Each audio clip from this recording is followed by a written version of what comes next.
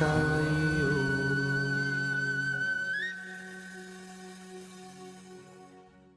నమః. గురు బ్రహ్మ గురు విఘ్నేశ్వరాయ నమః, సరస్వత్యై నమః, లక్ష్మీ ప్రసాద వాసుదేవాయ నమః, సద్గురు సాయినాథాయ నమః. గురు బ్రహ్మ గురు విష్ణు గురుదేవో మహేశ్వర, గురు సాక్షాత్ పరం బ్రహ్మ తస్మై శ్రీ గురువే నమః. మాతృదేవోభవ పితృదేవోభవ ఆచార్య దేవోభవ అతిథి దేవోభవ. సదానింబ వృక్షస్య మూలాది వాసాత్ సుధా శ్రావణం తిక్తం మయ్య ప్రియంతం తరుం కల్ప వృక్షాదికం సాధయంతం నమామేశ్వరం సద్గురం సాయినాథం. సాయి బంధువులందరికీ కూడా నమస్కారం. ఈరోజు మన సత్సంగంలోని అంశం సాయి మార్గం, గమ్యాన్ని చేర్చే మార్గం. సాయి మార్గం, గమ్యాన్ని చేర్చే మార్గం. సాయి మార్గం సరే, ఇది ఏ గమ్యాన్ని చేర్చే మార్గం? గమ్యాన్ని చేర్చే మార్గం అంటే ఏ గమ్యాన్ని చేర్చే మార్గం? గమ్యం ఏదైనా సరే అంటే సాయి భక్తులు రకరకాల ఉన్న వాళ్ళు ఉంటారు. మనకి సచేత్ర 14వ అధ్యాయంలో ఒకటి వస్తుంది, భక్తులు స్వార్థులు పరమార్థులు కూడా వచ్చేవారు బాబా దగ్గరికి. వారి మనోభీష్టాన్ని నెరవేర్చుకోవడానికి భక్తులు స్వార్థులు పరమార్థులు. స్వార్థులు అంటే లౌకికపరమైన కోరికలతో వచ్చేవాళ్ళు, అంటే ఆపద నుంచి రక్షణ, సంపద కోసం వచ్చేవాళ్ళు. పరమార్థులు అంటే పరానికి సంబంధించిన జ్ఞానం కోసం వచ్చేవాళ్ళు. ఇలాంటి వాళ్ళు ఉంటారు. కాబట్టి గమ్యం ఏదంటే బాబా 34వ అధ్యాయంలో ఒక మాట చెప్తారు, స్వార్థం కానీ పరమార్థం కానీ అథవా మోక్షం కానీ ఇచ్చే సమర్థుని నేనుండగా నీవెందుకు రా చావును కోరుకుంటావని డాక్టర్ పిల్లై విషయంలో చెప్తారు. అంటే బాబా ఏమేస్తారు? స్వార్థం కానీ, స్వార్థం అంటే లౌకికమైన అవసరాలు తీరుస్తారు, అలాగే పారమార్థికమైన అవసరాలు తీరుస్తారు. ఇది ఎవరికి సంబంధించిన గమ్యం వారికి ఉన్నది. ఏ గమ్యమైనా సరే, ఎవరికి సంబంధించిన గమ్యమైనా సరే సాయి మార్గంలో నెరవేరుతుంది అని దీని అర్థం. సరే, సాయి మార్గం ఏంటి? ఇంతకుముందు ఇప్పుడు గమ్యం అంటే ఏంటో తెలుసుకున్నాం. ఎవరి గమ్యం ఏదో, ఎవరి టార్గెట్ ఏదో అదేనా సరే. నెక్స్ట్, అసలు సాయి మార్గం అంటే ఏంటి? ఇక్కడ 2వ అధ్యాయం నేను మాట్లాడేంత ఓవి టు ఓవి గురించి. 2వ అధ్యాయం 53వ ఓవిలో ఒక మాట చెప్తున్నారు. ఎలాంటే బాబా ఎన్నో జ్ఞాన కథలను చెప్పి అనేకులను భక్తి మార్గంలో ప్రవేశపెట్టేవారు. బాబా జ్ఞాన కథలను చెప్పి అనేకులు అంటే భక్తులని కాదు, అనేకులు ఎందరో బాబా దగ్గరికి వచ్చేవారు. వాళ్ళు భక్తులు కావచ్చు, భక్తులు కావచ్చు. ములే శాస్త్రి బాబా భక్తులు కాదే, కానీ తను ఒక జ్ఞాన మార్గంలో పెట్టారు, భక్తి మార్గంలో పెట్టారు బాబా, తను ఏంటో చూపించి. అలాగే రామభక్తుడైన డాక్టర్, ఆయన కూడా బాబా భక్తుడు కాదే, ఆయనకు కూడా బాబా దర్శనాన్ని కల్పించి తన జ్ఞాన మార్గంలో భక్తి మార్గంలో ప్రవేశపెట్టారు బాబా. అక్కడ ఏవేవో చూపించారు. ఎవరో భక్తులు కాని వాళ్ళు చాలా మంది వచ్చారు బాబా దగ్గరికి. కాబట్టి ఇక్కడ ఏంటంటే అనేకులకు జ్ఞాన కథలను చెప్పి బాబా భక్తి మార్గంలో ప్రవేశపెట్టేవారు. అంటే ఇక్కడ బాబా మార్గం ఏంటి? భక్తి మార్గం. బాబా మార్గం భక్తి మార్గం. మరి ఆ భక్తి మార్గం అనేది ఎలాంటిది? మనకు అన్ని సత్యత్తులో ఉన్నవే, ఇంకెక్కడెక్కడ ఉన్నాయి కాదు. ఆ భక్తి మార్గం ఎలాంటిది అంటే ఇక్కడ 6వ అధ్యాయం ఓవి టు ఓవి మణిమ గారి ట్రాన్స్లేషన్ చేసిన బుక్లో 6వ అధ్యాయం 16వ ఓవి దగ్గర నుంచి ఉంటుంది. భక్తి మార్గం తుమ్మవనం వంటిది, గుంతలతో కూడిన అతి కష్టమైన మార్గం. భక్తి మార్గం ఎలాంటిది? తుమ్మవనం. వనం అంటే అది ఏదో అక్కడక్కడ ఒక చెట్టు ఉంటాం కాదు, తుమ్మ చెట్లు ఉంటాం కాదు. మార్గం మొత్తం తుమ్మ చెట్లే. అడుగు తీసి అడిగేయాలంటే కష్టం, ఎక్కడో చోట ముళ్ళు గుచ్చుకుంటానే ఉంటది. అలాంటిది, అంత కఠినమైనది భక్తి మార్గం. తుమ్మవనం వంటిది. తర్వాత అతి కష్టమైనది, అక్కడ లోపల మార్గంలో నడిచే దారిలో గోతులుంటాయి. అడుగు తీసి అడుగు జాగ్రత్తగా వేయాలి, లేకపోతే గోతులో పడిపోతాం. ఇలాంటిది భక్తి మార్గం. కానీ ఇక్కడ ఏం చెప్తున్నారంటే అడుగు తీసి అడుగు వేయాలి, జాగ్రత్తగా వెయ్యాలి. ఎలా వెళ్ళినా సరే ఆఖరికి ఆ భక్తి మార్గం భక్తుడిని హరిచెంతకు చేరుస్తుంది అని చెప్పి 6వ అధ్యాయం 16వ ఓవి చెప్పబడుతోంది. అంటే ఎప్పటికి చేరుకునేటట్లు? ఈ రకంగా కష్టపడుతూ ముళ్ళు గుచ్చుకుంటూ ఆ ముళ్ళను తీసుకుంటూ, అడుగు ఒకవేళ గోతులు పడిపోతే ఆ గోతుల నుంచి కాలు బయటికి తీసుకుంటూ ఎప్పటికి వెళ్ళేది. అందుకని ఆ మార్గంలో గురువు ఉండాలి ఖచ్చితంగా అనేది కూడా బాబానే చెప్పారు. ఎక్కడ? అది పత్తినారాయణరావు గారి పుస్తకం 2వ అధ్యాయంలో ఉంటుంది. నెక్స్ట్ దాన్ని మరి హేమట్ పంత్ గారు ఎందుకు రాయలేకపోయారో కానీ ఆ హేమట్ పంత్ గారి సాన్నిధ్యంలోనే జరిగింది ఈ సంఘటన.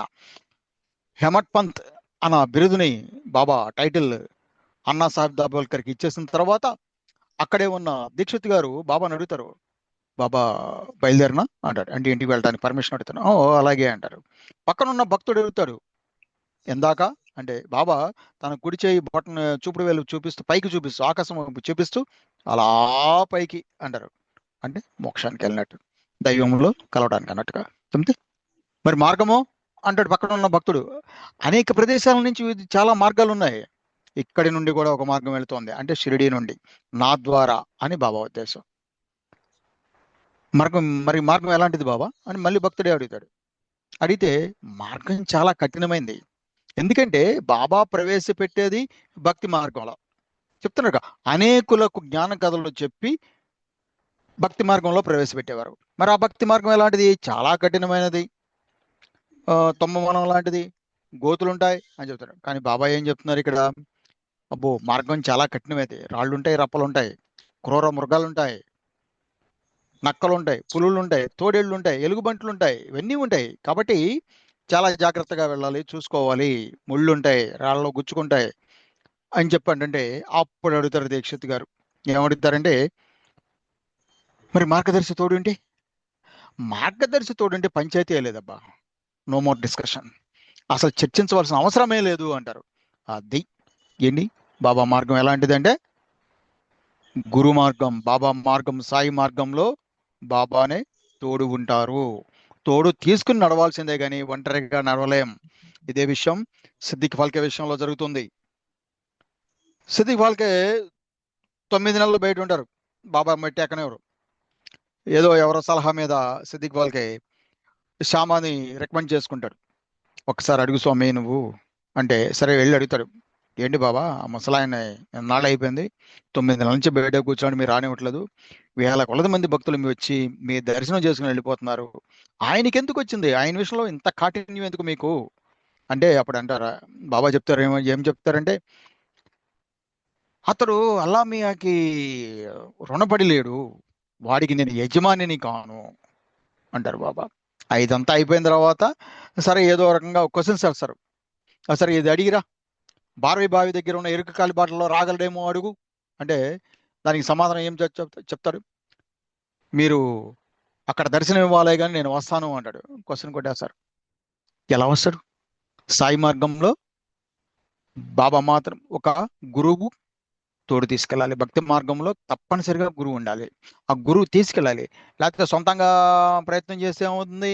ఆ 32 అధ్యాయంలో మనం చూస్తాం కదా, 4 భక్తులు బయలుదేరారు బ్రహ్మాన్ని వెతుక్కుంటూ, వాళ్ళే శాస్త్రాలు చదివేసి గురువు తోడు లేకుండా. అందులో బాబా ఒకళ్ళు సాధకులుగా నటించారు. మిగతా ముగ్గురుతో డిస్కషన్ చేసుకుని అడవిలో తిరుగుతూ ఉంటారు బ్రహ్మాన్ని వెతుక్కుంటూ. కానీ ఒక వంజరి వారు ఎదురుపడతారు అడవిలో. ఏంటి నాయన ఇలా తిరుగుతున్నారు, మీకేం కావాలో చెప్పండి, ఈ అడవి నాకు చాలా పరిచయం, నేను ఎన్నాళ్ళలో ఈ అడవిలోనే తిరుగుతున్నాను, ఏ దారి ఎటు వెళుతుందో తెలుసు, ఏది క్షేమమైన దారో నాకు తెలుసు, దయచేసి నాకు చెప్పండి బాబు, నేను మీకు మార్గం చూపిస్తానంటే, కనబడింది వంజేరువాడు. వీళ్ళే మహాపండితులు, ఒక గ్రామస్తుడు, చదువు సంజయ్ లేని వాళ్ళలాగా ఉన్నాడు, ఆయన మాకేం దారి చూపిస్తాడు, నీకేం తెలియదులే వెళ్ళు అని చెప్పి వీళ్ళు మళ్ళీ వెళ్ళిపోతారు. వెళ్ళి తిరిగి ఆఖరికి మళ్ళీ ఎక్కడి నుంచి అయితే బయలుదేరి వెళ్ళారో మళ్ళీ అక్కడికే వస్తారు. ఆ వంజరివాడు మళ్ళీ అక్కడికే బయలుదేరి, ఇప్పటికైనా నా మాట ఏనన్నా ఆయన, నడినెత్తికి ఎండ వచ్చేసింది, కడుపులో ఆకలి వేస్తూ ఉంటుంది, కాస్త రొట్టె తిని మంచినీళ్ళు తాగి ఏం చెప్పాలి చెప్పండి, నేను తీసుకెళ్తానంటే వినరు. ఇలా ఆ ముగ్గురు వెళ్ళిపోతారు. బాబా ఉంటారు. ఉండి సరే అని చెప్పి ఆ వంజరివాడు పెట్టిన రొట్టె తిని మంచినీళ్ళు తాగిన వెంటనే గురు మహారాజ్ ప్రత్యక్షం అవుతారు. ఆ గురు మహారాజ్ మొత్తం తెలుసుకొని అప్పుడు అంటారు, గురు మహారాజ్ అంటారు బాబాతో, నువ్వు నమ్మి నా వెంట వస్తే నీకు కావాల్సింది త్వరగా చూపిస్తాను అంటారు. ఏమంటారు? నమ్మి నా వెంట వస్తే. గురువును నమ్మి మనం ఆయన్ని పట్టుకొని వెళితే, గురువును నమ్మి అంటే బాబాను నమ్మి సత్యత్ర పారాయణ చేయటమే, ఆయన వెంట నడవటం, ఆయన చెప్పినట్టుగా ప్రవర్తించడమే, ఆయనతో మనం ప్రయాణం చేయటం కదా. అలాంటప్పుడు నమ్మి నా వెంట వస్తే నీకు త్వరగా చూపిస్తాను. అంటే గురు సాయి మార్గంలో బాబా దగ్గర బాబా తోడు లేనిదే నడవటం, ప్రయాణం చేయటం వీలు కాదు. మనంతట మనం సాయి దగ్గరికి వెళ్ళలేము. ఇది కూడా ఉంది సచేతల్లో. సచేతల్లో లేని ఏ విషయం కాదు మాట్లాడేది ఇక్కడ. బాబా ఒక చోట అంటారు, అది 35 అధ్యాయంలో 35 అధ్యాయంలో ఒక మాట అంటారు. ఆ, ఈయన ధర్మశి టక్కర్ వీళ్ళంతా ఉంటారు అక్కడ. ఏం చెప్తారంటే, ఎవరు నా ఇష్టం లేకుండా ఇంటి గడప దాటగలరు, ఎవరు నా ఇష్టం లేకుండా షిరిడి ప్రవేశించగలరు, ఎవరు ఎవరికి నా ఇష్టం లేకుండా నా దర్శనం స్వేచ్ఛగా లభిస్తుంది అంటారు బాబా. అంటే దాని అర్థం ఏంటి? బాబా ఇష్టం అయితేనే మనం ఇంటి గడప దాటగలుగుతున్నాం, బాబా ఇష్టం అయితేనే మనం షిరిడి ప్రవేశిస్తున్నాం, బాబాకి ఇష్టం అయితేనే బాబా దర్శనం మనం చేసుకోగలుగుతున్నాం. కాబట్టి గురువు తోడ్పాటు లేనిదే, గురువు గైడెన్స్ మార్గదర్శకత్వం లేనిదే, అంటే బాబా మార్గదర్శకత్వం లేకుండా మనము ఈ సాయి మార్గంలో నడవలేం. కానీ ఈ సాయి మార్గం ఎలాంటిది? గమ్యాన్ని చేర్చే మార్గం. గమ్యం చేరుస్తుందని బాబా చెప్పారు కదా. మార్గదర్శి తోడు ఉంటే సమస్య లేదు. మార్గదర్శి తోడు ఉంటే ఆ మార్గంలో ఏమవుతుంది? ముళ్ళు గుచ్చుకోవు. ఎందుకంటే ఆ దారంతా ఆయనకి చాలా పరిచయమే. వంజరవాడు ఏం చెప్పాడు? ఈ అడివంతా నాకు బాగా పరిచయం అంటే బాబా చెప్పడమే. ఈ అడివంతా నాకు పరిచయం, బాగా పరిచయం. ఆ గురువు ఆ మార్గంలో ఎన్నో సార్లు వెళ్ళి వచ్చేశాడు, ఎందరినో ఆ మార్గంలో నడిపించి గమ్యాన్ని చేర్చాడు. కాబట్టి ఆయనకి పెద్ద విషయమేం కాదు. అంటే బాబాకి పెద్ద విషయం కాదు. మనకు కావాల్సిన గమ్యాల్లో మనం చేర్చడం అనేది బాబాకి విషయమే కాదు. ఎందుకు విషయం కాదు? భీమాజీ పాటిల్ 13వ అధ్యాయం తీసుకోండి. భీమాజీ పాటిల్ క్షయరోగ వ్యాధితో బాధపడుతుంటాడు. ఇంకా 3-4 రోజుల్లో చనిపోతాడు. ఆయనకి ఏదో ప్రేరణ జరిగి నానచందర్కి లెటర్ రాశాడు, నా పరిస్థితి ఇలా ఉందండి, ఏం చేయాలంటే, షిరిడిలో సాయిబాబాని అవలియా ఉన్నారయ్యా, ఆయన దర్శించుకో, నీకు ఎవరు ఏం కోరితే అది ఇస్తాను, నేను వ్రతం పట్టి కూర్చున్నాడు ఆయన, వెళ్ళి ఆయన గట్టిగా ఆయన కాళ్ళు పట్టుకో అంటారు. ఎలా ఉన్నారు బాబా? ఎవరు ఏది కోరితే అది ఇస్తాను నన్ను వ్రతం పట్టి కూర్చున్నాడు. ఎవరు ఏ గమ్యాన్ని చేరుకోవాలనుకుంటున్నారో ఆ గమ్యాన్ని చేరడానికి బాబా వ్రతం పట్టి కూర్చున్నారు. ఏ గమ్యం చేర్చడానికి? ఇందాక మనం చెప్పుకోం, డాక్టర్ పిళ్ళే నారిక రుపులతో బాధపడుతున్నాడు. ఈ కర్మ నేను అనుభవించలేననుకున్నాడు. అనుకుని దీక్షిత్ గారితో కబురు చేస్తారు బాబాకి, బాబా ఇప్పటి వరకు నేను జీవించిన ఈ జీవితం నాకు చాలు, నన్ను ఈ జీవితాన్ని చాలింపజేసేయండి. కానీ ఈ నారికొరుపుల బాధ అంటే ఈ కర్మని ఒక్కసారిగా నేను అనుభవించలేను, ఈ కర్మను నాకు 10 జన్మలకు సతరండి అంటే, అప్పుడు బాబా ఏం చెప్తారు? ఓరి పిచ్చోడా, అదేంటి స్వార్థం కానీ పరమార్థం కానీ అథవా మోక్షం కానీ ఇవ్వడానికి నేను సమర్థుణ్ణి నేను ఉండంగా నీవెందుకు చావును కోరుకుంటావు? ఇదేనా నీ పురుషార్థం అని బాబా అంటారు. అంటే బాబా ఏమిస్తున్నారు? ఏ గమ్యాన్ని చేరుతారు? స్వార్థులకు కానీ పరమార్థులకు కానీ వారికి ఏమేమైతే గమ్యాలు ఉన్నాయో, ఉద్యోగాలు కావాల్సిన వాళ్ళకి ఉద్యోగాలు ఇప్పిస్తాం, సంపద డబ్బులు కావాల్సిన డబ్బులు ఇవ్వడం. 14వ అధ్యాయంలో ఉంటుంది, నిశ్చింతగా నా చెంత కూర్చో నీకు కావలసిన డబ్బులు ఇస్తాను అంటారు. సచరిత్రలో లేని విషయం ఏమీ లేదు. మోక్షం ఒకటే కాదు బాబా చూసేది, మన వెల్ఫేర్ మొత్తం బాబా చూస్తారు, మన సంక్షేమం బాబా చూస్తారు. ఎలా చూస్తారు అంటే, 6వ అధ్యాయంలో చూడండి, ఒక భగవద్గీత శ్లోకాన్ని బాబా ఉటంకిస్తారు. ఏదంటే భగవద్గీత 9వ అధ్యాయం 22వ శ్లోకం, అనన్య చింతయంతో నాం. ఆ శ్లోకం అర్థం ఏమిటంటే, నన్ను నీవు అనన్యంగా సేవిస్తే, అంటే కృష్ణ భగవానుడు చెప్తున్నాడు, నన్ను నీవు అనన్యంగా సేవిస్తే నీకు ఉన్నవి పోకుండా కావలసిన ఏర్పాట్లు చేసి నీ సంక్షేమం మొత్తం నేనే వహిస్తాను అంటాడు భగవద్గీతలో కృష్ణ పరమాత్మ 9వ అధ్యాయం 22వ శ్లోకంలో. అదే శ్లోకాన్ని బాబా 6వ అధ్యాయంలో చెప్తూ ఈ శ్లోకాన్ని ప్రమాణ పూర్తిగా తీసుకోండి అంటున్నారు. అంటే ఏంటి? నీ సంక్షేమం మొత్తం నేను చూస్తానయ్యా, నువ్వేం ఆదుర్తపడక్కర్లేదు, నేనున్నాను కదా, సమర్థుణ్ణి అని చెప్తున్నారు బాబా. దేనికైనా సమర్థం. ఇది మనం ముందు తెలుసుకోవాల్సింది ఏంటంటే, మన సంక్షేమం ఆయన చూస్తారు బాబా. కాబట్టి ఆ మార్గంలో గురువు తప్పనిసరిగా తోడు ఉండాలి. సాయి మార్గంలో బాబా మాత్రమే మనకు తోడు. సరే, ఈ మార్గంలో ఇంతకు ముందు మనం అనుకున్నాం, నా ఇష్టం లేకుండా ఎవరు రాగలరా అని అంటారు కదా, దానిని బలపరిచారు హేమట్ పంత్. హేమట్ పంత్ ఏమంటారు, ఎందరూ నానా చంద్రకర్ ఎన్నిసార్లు పిలిచినా సరే వెళ్ళలోనే వద్దులే అనుకుంటారు, వెళ్ళొద్దులే అనుకుంటారు. అదే చెప్తాడు ఆయన, వెళ్ళొద్దులే ఏంటి కానీ గట్టిగా కేకలేదంటే బై ఫోర్స్గా ఆయన వచ్చి అక్కడ ఆనందాన్ని పొందిన తర్వాత దాని గురించి చెప్తారు. నేను వద్దు వద్దు అని ఎన్నిసార్లు అనుకున్నా సరే అదృష్టం, నా పూర్వ కర్మ ఫలం నా నుదిటిన అదృష్టాన్ని రాసింది. ఏ అదృష్టం? బాబాని దర్శించుకునే అదృష్టం రాసింది. అంటే మన కర్మఫలం ఏదో బాగొట్టడం మూలంగానే బాబా మనల్ని తన దగ్గరికి తాను తీసుకెళ్తున్నారు. మరి ఈయన చేసుకున్న కర్మఫలం ఏంటి? అన్నా సాహెబ్ దబల్కర్ చేసుకున్న కర్మఫలం ఏంటి? 40 ఏళ్లుగా గురుచరిత్ర పారాయణ చేస్తున్నారంట. అదే మనకు 18వ అధ్యాయంలో వస్తుంది. 40 ఏళ్లుగా గురుచరిత్ర పారాయణ చేస్తున్నారు. అదే అంటే మనం ఈ సచరిత్ర పారాయణ చేసిన, సత్సంగాల్లో పాల్గొన్న, రోజు దాని గురించి బాబా కథలను ఆలోచిస్తున్నా కూడా అది అంతా కూడా మన కర్మఫలమే. ఆ కర్మఫలమే మనం ఈనాడు ఇలా సత్సంగాలు చెప్పుకోవడానికే మన నుదుటిన అదృష్టాన్ని రాసింది. లేకపోతే మనంతట మనం ఇక్కడ కూర్చోలేం. బాబా కూర్చోబెట్టారు కాబట్టి మనం కూర్చున్నాం ఇక్కడ. బాబా చెప్పిస్తున్నారు కాబట్టి చెప్తున్నాం. బాబా వినేటట్లుగా చేశారు కాబట్టి మనం వింటున్నాం. అంతా కూడా బాబా కృపా కటాక్షమే. ఇది బాబా కృపా కటాక్ష ప్రసాదం. ఇదంతా కూడా సరే. అట్లా మనకి అదృష్టాన్ని రాసింది ఇది. అందుకని మనం బాబా మార్గంలోకి వచ్చాం. సరే, బాబా మార్గంలోకి వస్తే ఏమవుతుంది? ఆ బాబా మార్గంలోకి రావటం అనేది ఏమవుతుంది? సత్పురుషుని అనుగ్రహం అవుతుంది. అది సత్పురుషుని అనుగ్రహం. మరి ఆ సత్పురుషుని అనుగ్రహం కలిగితే ఏం జరుగుతుంది? సత్పురుషుని అనుగ్రహం కలిగిన వారికి ఏం జరుగుతుంది చూసుకోండి. 2వ అధ్యాయంలో 7వ ఓబిలో ఏం చెప్తున్నారు? సత్పురుషుని అనుగ్రహానికి పాత్రులైన వారికి అసంభవమైనది ఏదీ లేదు. వాడు ఏ టార్గెట్ అయినా చేరుకుంటాడు, ఏ గమ్యానికైనా చేరుకుంటాడు. అందుకనే బాబా సత్ పురుషులు. బాబా చరిత్ర పేరు సచ్చరిత్ర. ఆయనకి ఇష్టమైంది కాబట్టే మనం ఆయన దగ్గరికి వెళ్ళాం. కాబట్టి అది ఆ రకంగా మనకి అనుగ్రహం ఉంది. ఆ అనుగ్రహం ఉన్న వారికి పరిస్థితి ఏంటి? ఏ గమ్యాన్నైనా చేరుకోగలరు.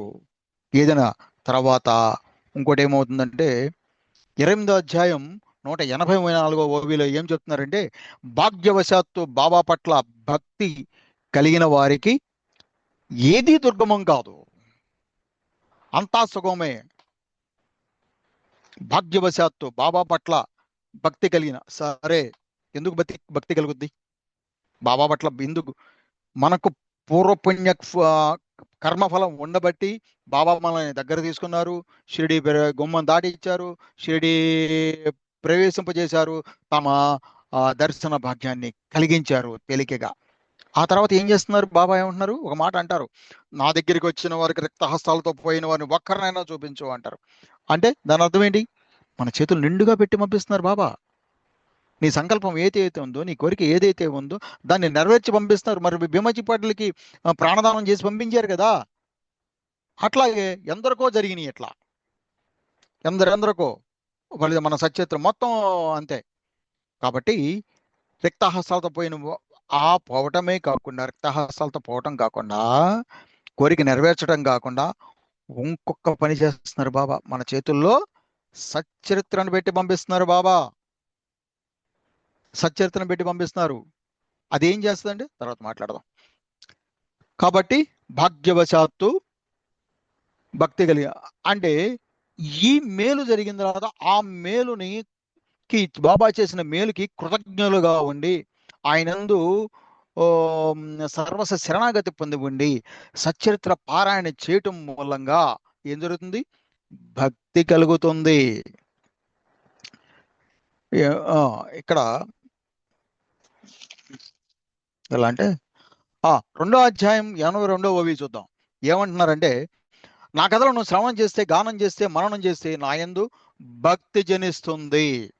మన సచేతని చేతిలో పెట్టి పంపించారు.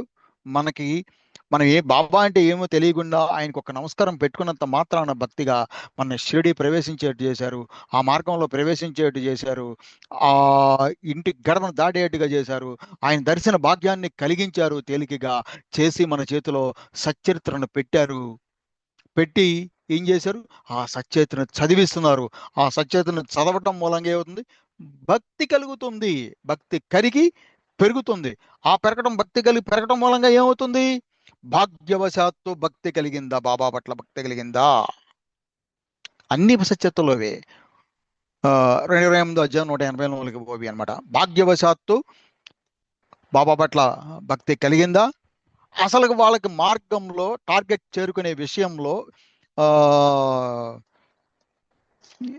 ఏది గమ్యాన్ని చేరుకునే విషయంలో ఏమాత్రం మార్గం దుర్గమం కాదు, అంతా సుగమమే. ఇది బాబా మార్గం యొక్క విశిష్టత, బాబా సచరిత్ర పారాయణ యొక్క గొప్పతనం. ఏదైనా ఆయన అనుమతితోనే చేస్తున్నాం, మనం అనుమతి లేదు. ఈ రోజున ఈ పూట ఇక్కడ నేను సత్సంగం చెప్తున్నాను అంటే, ఆయన గురించి మననం చేసుకుంటున్నాను అంటే కేవలం ఆయన నాకు కలిగించిన భాగ్యం, అంతకు తప్ప ఇంకేమీ లేదు. ఇక్కడ ఎవ్వరి గొప్పతనం లేదు, అంతా ఆయన కృపా కటాక్షం. ఎప్పటికప్పుడు ఏం చెప్పాలో పాయింట్ రైస్ చేసి మనసుకు ప్రేరణ ఇచ్చి అది చెప్పిస్తాము. చెప్పించడం ఉందే, అది ఆయన గొప్పతనం తప్ప ఏమి లేదు. హేమట్ పంత్ అదే అంటారు, నాదేమీ లేదు, సచిత్రం మొత్తం చదవండి, అంత బాబా చేయించుకునేది, బాబా రాయించుకునేది తప్ప నాదేమీ లేదు అని చెప్పంటారు. కాబట్టి ఇలాగే నెక్స్ట్ ఈ ఆ భీమాజీ పటేల్తో ఒక మాట చెప్తారు రాణా చందోర్కర్. ఎలాగంటే 11వ అధ్యాయం 58వ దగ్గర చెప్తే, పిలవగానే పరుగుడి వచ్చి కరుణతో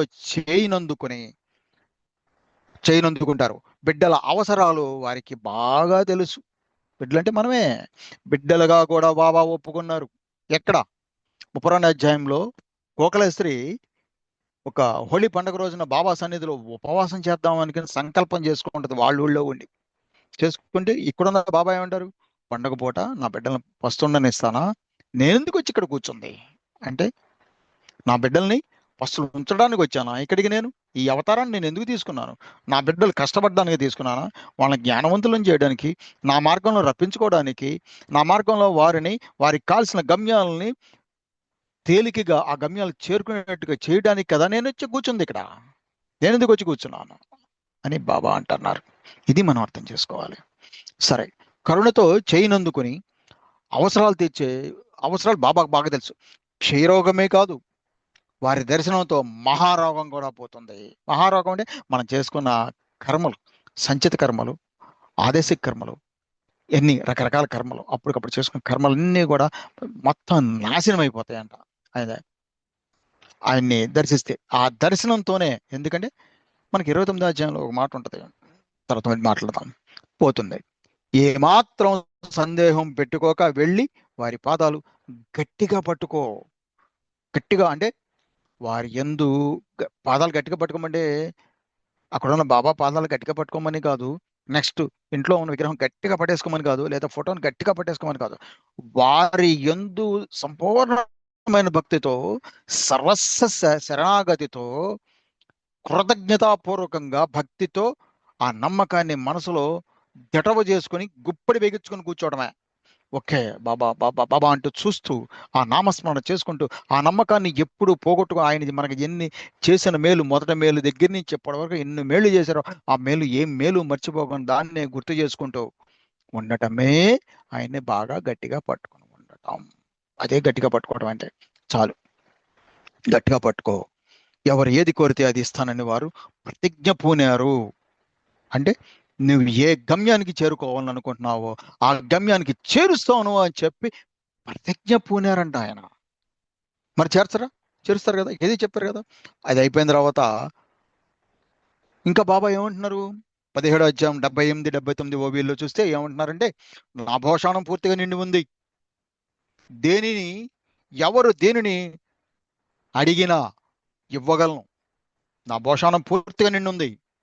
ఎవరు ఇస్తాను వ్రతం పట్టి కూర్చున్నారు కదా, ప్రతికింపుని కూర్చున్నారు కదా, ఎవడు ఏది అడిగినా ఇస్తానని చెప్పి అంటున్నారు కదా. ఎవరమ్మా? ఓకే, ఎవరు అడిగినా కూడా ఇస్తానని చెప్పి వ్రతం పట్టి కూర్చున్నారు అంటున్నారు కదా. కానీ పుచ్చుకునేవారు తాహతను చూసి భరించగలిగినదే ఇస్తాను. పుచ్చుకునేవారు తాహతు ఇక్కడ వేరే వేరేగా చెప్తారు. కానీ తాహతు అంటే మనం మార్కెట్కి వెళ్ళాం, కారు కొందాం అనుకున్నాం, మన దగ్గర 2 లక్షల రూపాయలు ఉన్నాయి. కానీ మనం ఏం చేస్తున్నాం, మన ఐడియా ఏముంది, ఫెరారీ కారు కొనాలని ఉంది. ఫెరారీ కారు బేసిక్ లెవెల్లో స్టార్టింగ్ ప్రైస్ ఎంత, దాదాపు 2 కోట్లు ఉంటుంది. కానీ మన జేబులో ఉంది 2 లక్షలే. అక్కడ కారు కొనుక్కుంటాం. ఆ మార్కెట్లో అనేక రకాలైన కార్లు ఉన్నాయి. మన దగ్గర ఉన్న డబ్బుతో ఏ కారు వస్తుంది, సెకండ్ హ్యాండ్ మారుతి కారు వస్తుంది. అంతే, నీ దగ్గర ఉన్నది అంతే. కాబట్టి అంతే, ఆ కారు ఏదో వస్తుంది. అదే కనుక నీకు 2 కోట్ల రూపాయల దగ్గర ఉంటే ఫెరారీ కారే వస్తుంది కొత్తది. కాబట్టి ఇక్కడ ఏంటంటే తాహత అంటే కొనుగోలు శక్తి. ఎందుకు కొనుగోలు శక్తి అంటున్నానంటే, ఇక్కడ బాబా 16 అధ్యాయం 39లో ఏమన్నారండి, నీవేం చింతపడకు, ఇప్పుడు నీకు ఖచ్చితంగా బ్రహ్మాన్ని చూపిస్తాను. ఇక్కడంతా నగదు వ్యవహారమే, అప్పు మాటే లేదు. ఇక్కడంతా క్యాష్. ఏ క్యాష్? లౌకికపరమైన ధనం ఆయనకు కావాలా? ఆయన దగ్గర ఆ అష్టసిద్ధులు నవనీతులు దాసోహం చేస్తూ ఉన్నాయి. ఆయనకెందుకు డబ్బులు? అక్కడ దీంట్లో కూడా అంటారు, 32 అధ్యాయంలో కూడా, నా గురువు నా నుంచి 2 పైసలే ఆశించాడు శ్రద్ధ సబూరి, ఆయనకి మామూలు ధనం ఆయనకి ఎందుకు అన్నట్టుగా ఇక్కడ బాబా కూడా అడిగేది ఏంటంటే, ఆ శ్రద్ధ సబూరి ఆ దక్షిణ అడుగుతున్నారు. ఏ దక్షిణ అడుగుతున్నారో చూద్దాం ఇక్కడ. నగదు వ్యవహారం అప్పు లేదు, నువ్వు ఇలా నాకు ఇచ్చి అలా తీసుకెళ్ళు, నీకు కావాల్సిందే అంటున్నారు. ఏంటిది అంటే, బాబాకి ఏమిష్టం అనగా, బాబాకి ఏ నగదు ఇవ్వాలి?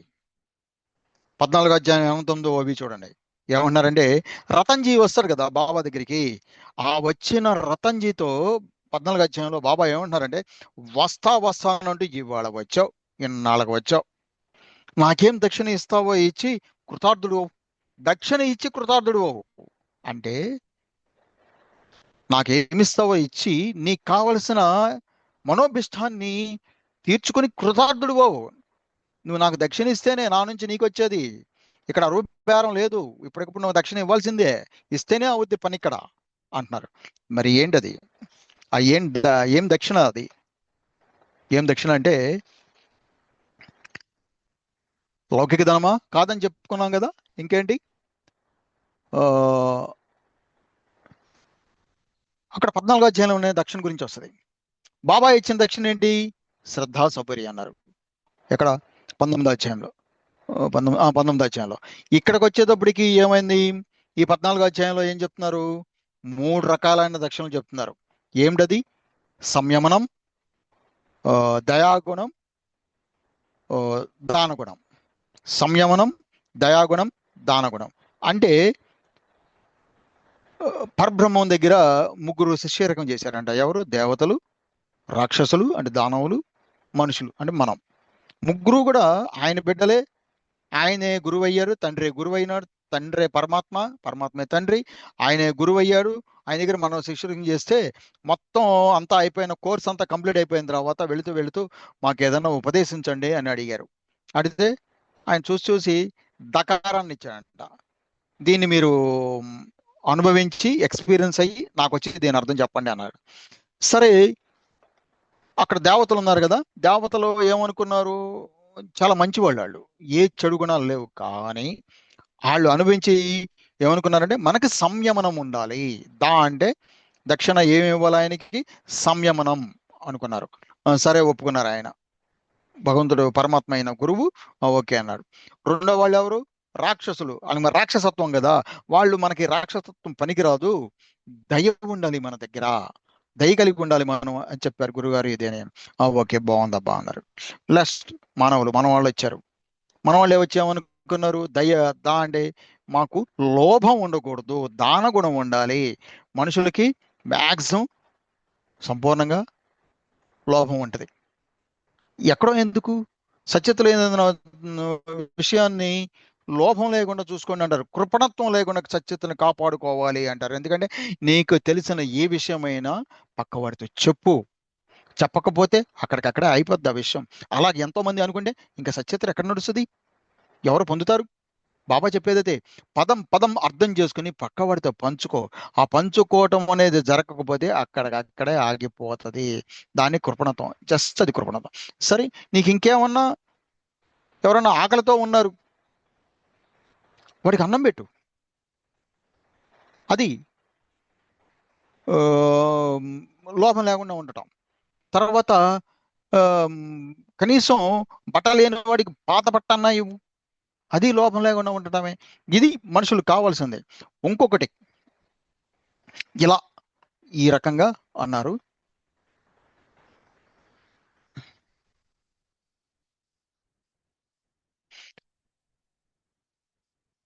ఆ, సరే, ఇలా ఏదో మిస్ అయింది. ఈ రకంగా లోపం లేకుండా ఆ, మనం దీన్ని ఎక్కడ మనం నిర్ణయించుకుంటామంటే మన మనసులోనే భావిస్తాం. ఈ మంచిగా ఉండాలి, సంయమనం పాటించాలి, అంటే తొందరపడకూడదు, ఎక్కడ స్వపక్ష స్థాపన వద్దు, పరపక్ష నిరాకరణ వద్దు, ఇరు పక్షాల వివరణ వద్దు అని చెప్పినట్టుగా. ఇంకొకటి, సంయమనం, ఎక్కడ ఎవరితోనూ గొడవలు పడొద్దు, ధర్మ విరుద్ధంగా ఉన్న వాడు ఎవడైనా ఉంటే వాడి జోలికి అసలు వెళ్ళొద్దు, వాడు ఎదురు పడితే పక్కకు తప్పుకో అని చెప్తూ ఉంటారు. తర్వాత వాడి నీళ్ళ కూడా చూద్దు అని చెప్తారు. ఇట్లాగా ఆ, ఈ సరే, ఇది భక్తి మార్గం. ఇలా ఇలా ఇలా చెప్తూ క్యారెక్టర్స్ చెప్తూ, ఇలా నువ్వు దక్షిణ ఇస్తేనే బాబా నుంచి నువ్వు ఏదైనా పొందగలుగుతావు. విచ్చలవిడిగా నీ క్యారెక్టర్ చేసుకుని విచ్చలవిడిగా నడిస్తే నువ్వు పొందలేవు. ఇవన్నీ కూడా దక్షిణ ప్రమాణం. పూజ చేసినంత మాత్రాన ఏమీ కాదు, పూజతో పాటు దక్షిణ కూడా ఉంటేనే అది సంపూర్ణం అవుతుందని 14వ అధ్యాయం కూడా చెప్తుంది. ఇక మూడేస్తే మళ్ళీ సాయి మార్గం గురించి మళ్ళీ వద్దాం ఒకసారి దగ్గరికి. సాయి మార్గం, భక్తి మార్గం, బాబా భక్తి మార్గంలో పెట్టేవాళ్ళను భక్తి మార్గం అని తెలిసింది. మరి భక్తి మార్గంలో ఒక భక్తి ఏముంటుందా, ఇంకేం ఉండదా? ఉంటుంది. కర్మ మార్గం ఉంది, జ్ఞాన మార్గం ఉంది, యోగ మార్గం కూడా ఉంది దీంట్లో.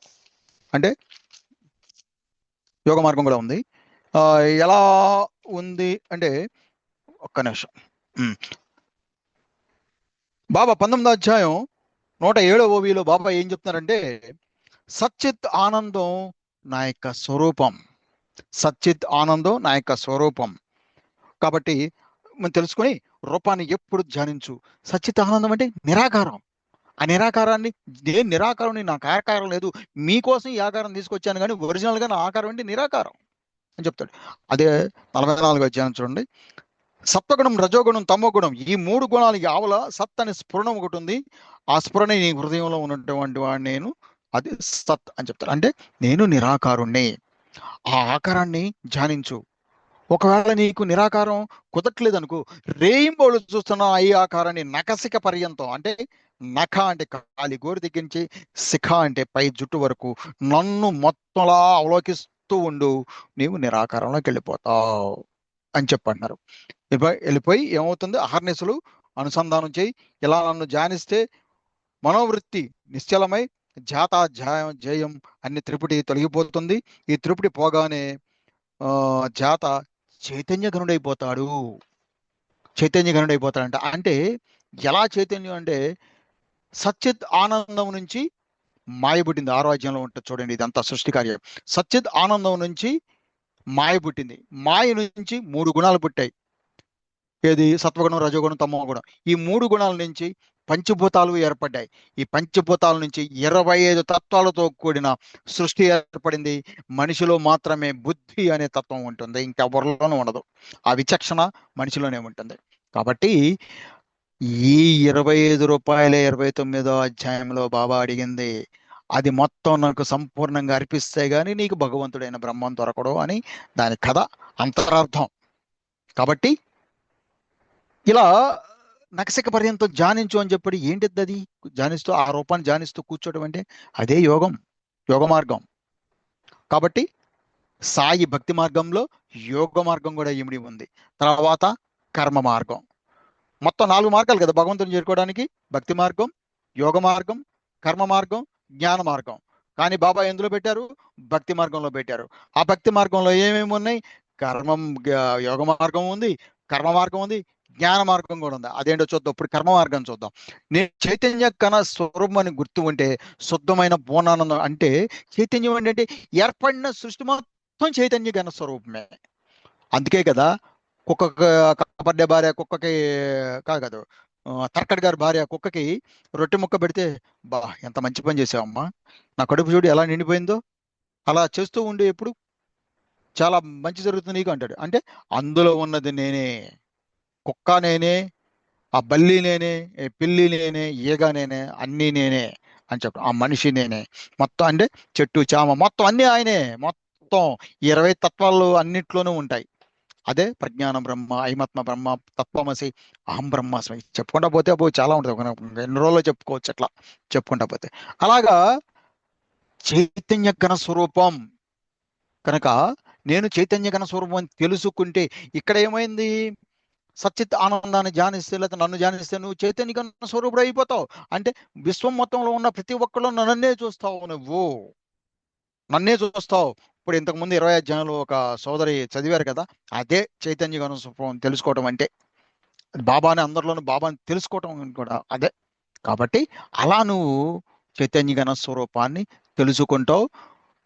పిల్లికి ఆ, ఆకలి ఉన్న కుక్కకి, జంతువుకి, ఏ కాకి అడిగి పెట్టినా కూడా అది బాబాకి పెట్టినట్లే. అలా అలా చేయటమే సాధన. అదే భక్తి అంటున్నారు. ఏమంటున్నారు? పూర్ణానందం కలుగుతుంది.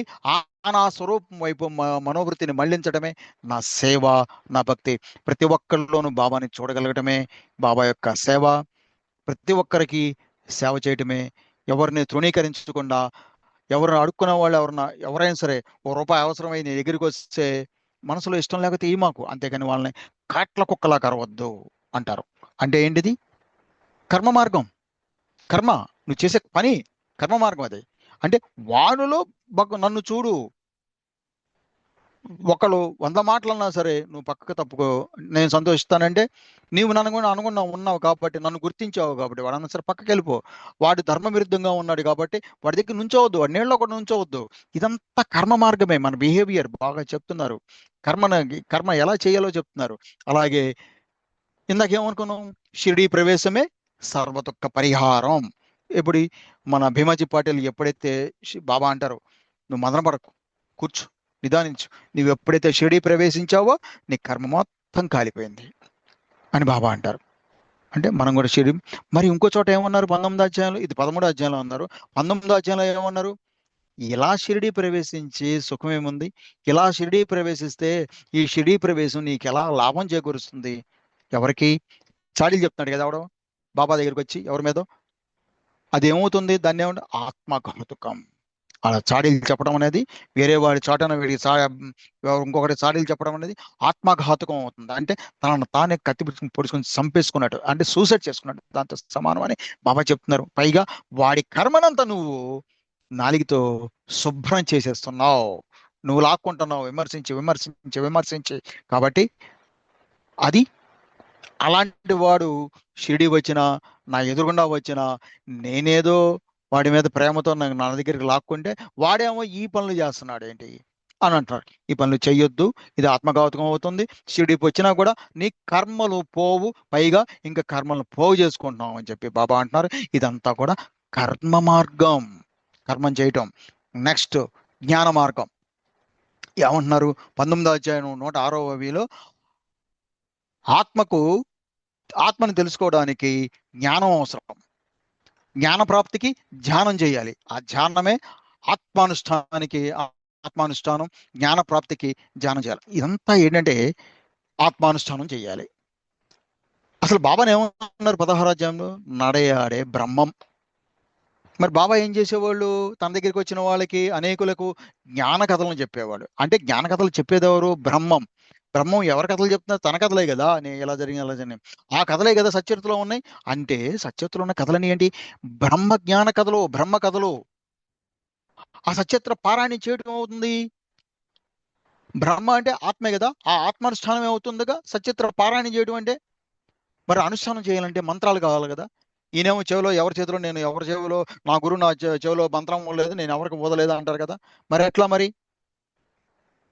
గురుగీతలోకి వెళ్ళండి, ఏమన్నారంటే మంత్రమూలం ఆ, గు గురువాక్యం, మంత్రమూలం గురువాక్యం అన్నారు. అంటే గురువు నోటెంబటి ఏ వాక్యం అయితే వస్తుందో అదెల్లా కూడా మంత్రమే. మరి సత్యత ఎవరు రాసుకున్నారు?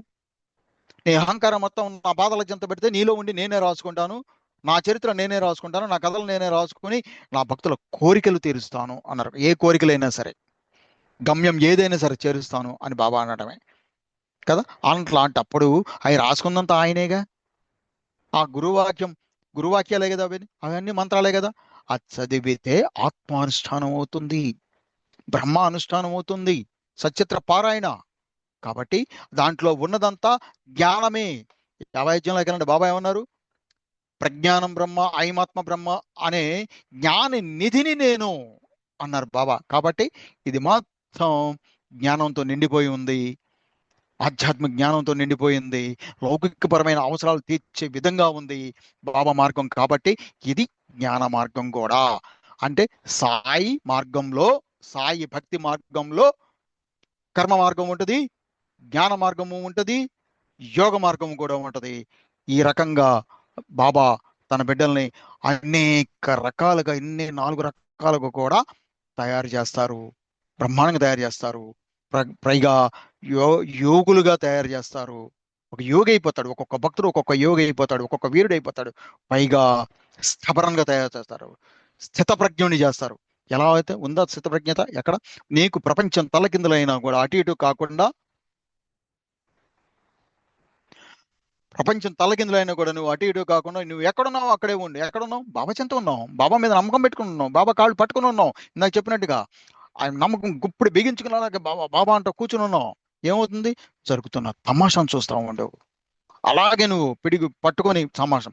ఇప్పుడు ఎవరెవరో ఏంటేంటో వాగుతున్నారు బాబా గురించి, ఏంటేంటో విమర్శిస్తున్నారు, పోనేవ్వండి. ఏమవుతుంది? ఎందరో పెద్దలు వాళ్ళకి బుద్ధులు చెప్తున్నారు కానీ వినిపించుకోవట్లా. కానీ మనలాంటి వాళ్ళంతా ఏం చేయాలి? ఆయన నుంచి మనం ఓ, మేళ్ళు పొందిన వాళ్ళమే. ఆయన ఎందుకు కృతజ్ఞతగా ఉండి ఏమని అలాగే పట్టుకుని ఉండాలి. కొన్నాళ్ళకి ఆయన తమాషా చూపిస్తాడు. ఏమవుతుంది? శ్రీకృష్ణ పరమాత్మ ఆ, దీనికి రాయభరానికి వెళ్ళారు కదా, కౌరవుల దగ్గరికి, కౌరవ సభకి వెళ్ళి అనేకం చెప్తాడు. దుర్యోధనుడికి, కర్ణుడికి, ధృతరాష్ట్రుడికి ఎవడో పట్టించుకోడు. పట్టించుకోకపోతే ఏమైంది? ఆఖరికి మట్టి కొట్టుకుపోయారు, మొత్తం పోయారు. అలాగే వీళ్ళకి మన పెద్దలు ఎందరెందరో చెప్తున్నారు. మైనంపాటి భాస్కర్ లాంటి వారు కానీ, మళ్ళీ ఈయన ఆ జయభారత్ రమణమూర్తి గారు కానీ, వీరవిహారం రమణమూర్తి గారు కానీ ఎన్నో ఎన్నో చెప్తున్నారు, చాలా మంది చెప్తున్నారు. అయినా వాళ్ళు వినిపించుకోవట్లా. కొందరు ఉన్నారులేండి, పేర్లు ఎందుకులే, మన అందరికీ తెలిసిన వాళ్ళే ప్రబుద్ధులు, వింటల్లా. ఏమవుతుంది? ఆఖరికి ఏమైపోతుంది? ఆ కౌరవ నాశనం ఎలా జరిగిందో వీళ్ళ నాశనం ఖచ్చితంగా జరిగి తీరుతుంది. అంటే బాబా చేస్తారని కాదు, వారి కర్మ అలా చేపిస్తుంది. మనం మంచి కర్మ చేసుకుంటే బాబా చెప్తారు 32 అధ్యాయంలో, ఎవడు ఏం చేసుకుంటే అదే పొందుతారా అంటారు. వాళ్ళు చేసుకున్న దానికి వాళ్ళు పోతారు, మనం చేసుకున్న దానికి మనం వృద్ధి పొందుతాం. బాబానే గట్టిగా పట్టుకొని ఆ మార్గంలో మనకు కావాల్సిన గమ్యాన్ని మనం చేరుకుంటాం. ఈ రకంగా బాబా మార్గంలో ఏమున్నాయి? బాబా భక్తి మార్గంలో కర్మ మార్గం ఉంది, యోగ మార్గము ఉంది, జ్ఞాన మార్గం కూడా ఉంది. కాబట్టి బాబా భక్తుల్ని బాబా కర్మయోగం చేస్తున్నారు, జ్ఞానయోగం చేస్తున్నారు, మహాయోగుల్ని చేస్తున్నారు. స్థబరన్ అంటే ఆ ఇప్పుడే చెప్పి మర్చిపోయినది, స్టబరన్ గా స్థితప్రజ్ఞుడిగా చేస్తున్నారు. కాబట్టి ఏమాత్రం భయపడాల్సిన అవసరం లేదు. ఎవరికి కావాల్సిన గమ్యాన్ని బాబా వారికి తప్పకుండా చేరుస్తారు. ఆ, ఇంకా ఆ, ఇంకా ఏంటంటే ఆ, నీవు ఏమైనా సరే అడుగు. ఎలాగంటే 46 అధ్యాయం 39 వయలో బాబా మాట చెప్తున్నారు. నీవు అడుగుతున్న దానిలో అనుచితం ఏముంది? ఎందుకు అడుగుతున్నావు? ఏ కష్టం లేకుండా సహజంగా సంభవించే దాన్ని తప్పకుండా సాధించుకో. ఎందుకంటే బాబాని అలాగే పట్టుకుని కూర్చుంటే నీ మనోభిష్టాలు ఏంటో ఆయనకి తెలుసు, ప్రత్యేకంగా అడగక్కర్లేదని కూడా. అది మనం 13 అధ్యాయంలోనే ఉంటది. రకరకాల భక్తులు వెళ్ళి తమ వ్యాధుల గురించి అడుగుతారు కానీ కక్కా మహాజని అడగడు. బాబాకి అన్ని తెలుసులే అనుకుంటాడు. ఆ రిపేర్ చేస్తుంటే, మసీద్ రిపేర్ చేస్తుంటే ఒక చెంబుతో నీళ్లు పెట్టుకుని ఒక మూల పెట్టుకుని వెళ్ళి వస్తా ఉంటాడు. విరోచనం వచ్చినప్పుడల్లా, కడుపు కదిలినప్పుడల్లా చెంబు తీసుకుని బయటికి వెళ్తాడు, మళ్ళీ వచ్చి కూర్చుంటాడు. కానీ బాబాని అడగడు. బాబాకు తెలుసు కదా అనుకుంటా. సరే కాసేపటికి ఈ మసీదు కూలిపోయే టైంలో లేదో దరదలాడిపోతూ ఉంటుంది. అంటే గట్టిగా అరుస్తారు బాబా. ఆ అరుపుకి అందరూ బయటికి వెళ్ళిపోతారు. ఈ మహాజని కూడా పరిగెత్తుకెళ్తుంటే బాబా చేపట్టుకుని ఆగు కూర్చో అని చెప్పని అక్కడే పడి ఉన్న వేరుశనగ పప్పు నలిపి అంటే ఆయన కర్మని నలిపి శుద్ధమైన పప్పుని ఆయన చేత తినిపించి శుద్ధ కర్మని ఆయన ప్రవేశపెట్టి లోపల ఆ వ్యాధికి కారణమైన దుష్కర్మని బయటికి తోసేసి బాబా అంటారు, నీ మలద్వారం మూసుకుపోతుంది చూడప్పుడు అంటారు. చూసారా? అంటే మనం అడగకపోయినా కూడా మన అభిష్టాలను బాబా నెరవేరుస్తారు. కానీ మనం ఈ సచరిత్ర పారాయణం చేయటం ద్వారా మనం ఏమవుతున్నాం, ఆత్మానుష్ఠానం చేయటం ద్వారా ఏమవుతుందో అది ఒక సత్సంగం అవుతుంది, సత్ సంఘం అవుతుంది. సత్తుతో మనం కలిసిపోయి ఉంటున్నాం. మన మనసు ఎక్కడికి వెళ్తుంది? ద్వారకమాయలోకి వెళ్తుంది. ద్వారకమాయలో ఎవరున్నారు? బాబా అనే సత్తు కూర్చుని ఉన్నారు. ఆయన లీలలన్నీ కూడా మన మనసు మనోఫలకం మీద సినిమా రీల్ కదిలినట్టు కదులుతుంది. ఈ మనోఫలకం అనే స్క్రీన్ మీద ఆ బాబా లీలలన్నీ కనబడుతున్నాయి. మన మనసు ఎప్పుడు అక్కడే ఉంటుంది. అంటే సత్తుతో కలిసిపోయి ఉంటున్నాం కాబట్టి అప్పుడు ఏం జరుగుతుంది? సత్సంగత్వే నిస్సంగత్వం అవుతుంది. ఇతర ప్రదేశాలకి, ఇతర చోట్లకి ఇతర ఆలోచనలు లేకుండా పోతుంది. ఆ సత్సంగం అట్లా సత్తును సంగమించడం వల్ల ఇతర ఆలోచన లేకుండా పోతుంది. అప్పుడు నిస్సంగత్వే నిర్మోహత్వం. ఈయనతో ఎలా కలిసిపోయి ఉన్నామో ఉండటం మూలంగా మన అభిష్టాలని ఆయనకి తెలిసి నెరవేర్చడం ద్వారా మనకి మోహత్వం లేదు. అది కోరుకోవాలి, ఇది కోరుకోవాలని లేదు. నీ అభిష్టాలు, నీ అవసరాలు ఆయనకి తెలుసు. చెప్పారు కదా, బిడ్డల అవసరాలు ఆయనకి తెలుసు అని. కాకా మహాజీని అవసరం ఏంటో బాబాకి తెలిసి తీర్చారు కదా. అట్లాగే మన అవసరాలన్నీ ఆయనకి తెలుసు, ఖచ్చితంగా నెరవేరుస్తారు. కాబట్టి కోరుకోవాల్సిన అవసరం లేదు. కాబట్టి మనం నిర్మోహత్వం అవుతుంది. నిర్మోహత్వమే నిశ్చల స్థితి. అప్పుడు ఏమవుతాం? ఇదంతా నెరవేరిపోతున్నాయి, నభిష్టాలన్నీ నెరవేరిపోతున్నాయి అని ఒక అవగాహనకు వచ్చేసి నిశ్చలంగా, చలనం లేకుండా బాబా వంకే తల్లి తాబేలు వంక చూస్తుంటే ఆ తల్లి తాబేలు నీ సంక్షేమం మొత్తం కూడా వహించి నీకు ఏ ప్రమాదం లేకుండా ఎక్కడెక్కడ నీకే కాదు, నీ బిడ్డలకే కాదు, నీ బంధువులకి అందరి సంక్షేమం ఆయన చూసుకుంటా ఉంటాడు ఒక్కడే చేసిన పుణ్యకార్యానికి కదా. ఇదే సత్యతలు చాలా ఉన్నాయి చెప్పుకోవాలంటే. టైం కూడా అయిపోయింది. కాబట్టి ఈ రకంగా మనం నిర్మోహత్వే జీవన్ముక్తి, బ్రతిగుండంగానే ముక్తిని ఇచ్చేస్తుంది సచ్చరిత్ర. కాబట్టి ఈ మార్గం ఇంత గొప్పది. కాబట్టి బాబా మన దగ్గర తీసుకున్నారు. ఆయన దర్శన భాగ్యాన్ని ఇచ్చారు, సచ్చరిత్రనిచ్చారు. ఇదంతా కూడా ఏంటంటే చేజిక్కిన అవకాశం. చూడండి 46 అధ్యాయం 45 చేజిక్కిన మంచి అవకాశాన్ని వదులుకోకుండా పుణ్యం సంపాదించుకోవాలి అని. అంటే మన చేజిక్కిన అవకాశం ఏంటి? బాబా మార్గంలోకి రావటం, సచ్చేతన పారాయణ చేయడం. పారాయణ చేస్తే ఏమవుతుంది? ఆయన మనకు కట్టుబడిపోయి ఉంటారు. బాబా డాక్టర్ పండిట్కి కట్టుబడిపోయినట్టు నీ అభిష్టాలు మొత్తం నెరవేర్చుకుంటారు, నీ గమ్యాలను చేరుస్తారు. ఎలాగా? కోరికలు తీరి కోరికలు ముక్తిని కూడా పొందుతావు. 33 అధ్యాయంలో అప్పాకి ఏం జరిగింది? బాబా దొరికాడు, బాబా ఫోటో దొరికింది, అతనికి జాబు, 10 సత్తా 10 అధికారం అయ్యింది. ఆ తర్వాత మంచి భక్తి మార్గంలో మోక్షధామం వరకు నడిచేట్టుగా అయ్యాడు. ఇక్కడ కేవలం లౌకికమైన కోరికలు తీర్చడమే కాదు, తీరుస్తారు, అవసరాలు తీరుస్తారు, అలాగే పారమార్థికమైన జ్ఞానం ఇస్తారు, ఆ మార్గంలో నడిపిస్తారు, మోక్షానికి చేరుస్తారు. ఇది సాయి మార్గం యొక్క గొప్పతనం, బాబా యొక్క విశిష్టత. అలాగే సాయి మార్గం ఎలాంటిది? గమ్యాన్ని చేర్చిన మార్గం బట్టి కాదు. ఈ రకంగా మీ అందరికీ కూడా విన్నవించుకుంటున్నానమ్మా. బాబా నాకు ఇచ్చిన ఈ అవకాశానికి కృతజ్ఞులు వేల కృతజ్ఞత తెలుపుకుంటూ, ఆయన చేస్తున్న మేలుకి శిరసా వహించి కృతజ్ఞుడిగా ఉంటానని చెప్పుకుంటూ, మీ అందరికీ కూడా ఈ అవకాశం ఇచ్చిన మీ అందరికీ కూడా ధన్యవాదాలు చెప్పుకుంటూ, నరసింహ గారికి కృతజ్ఞతలు చెప్పుకుంటూ, బాబా గారికి మరొక్కసారి పాదాలకి నమస్కారం చెప్పుకుంటూ సెలవు తీసుకుంటున్నానమ్మా. సద్గురు సాయినాథాయ నమః. సాయిరాం బాబా. సద్గురు.